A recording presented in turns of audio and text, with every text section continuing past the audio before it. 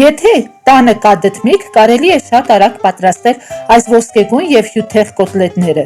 Դրանք թեթև են, բուրավետ և հիանալի տարբերակ ինչպես ճաշի, այնպես էլ ընթրիքի համար։ Արտաքուստ խրթխրթան, ներսից փափուկ ու նուրբ։ Եթե սիրում եք դդմիկով կոտլետներ, ապա այս բաղադրատոմսը կդառնա ձեր սիրելիներից մեկը։ Դիտեք մինչև վերջ, փորձեք բաղադրատոմսը և գրեք մեկնաբանություններում դուք ինչ սոուսի կամ աղցանի հետ եք սիրում մատուցել դդմիկով կոտլետները։ Եկեք պատրաստենք։ Քերում ենք 3 հատ դդմիկը,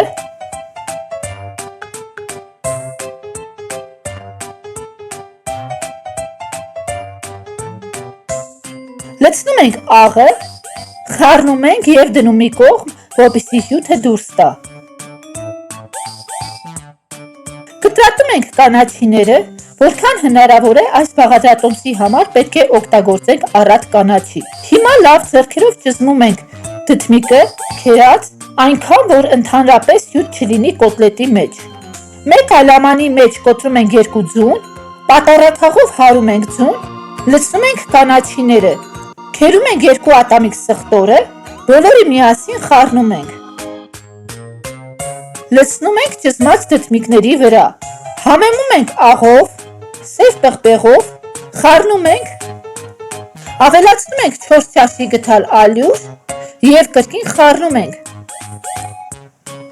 Ձեռքով այսպես տափակեցնում ենք,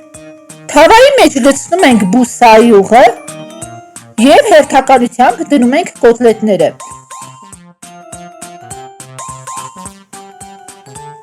Ահա մեր անուշաբույր ու համեղ կոտլետները դդմիկով պատրաստ են։ Շատ շնորհակալ եմ դիտելու համար։ Եթե բաղադրատոմսը ձեզ դուր եկավ,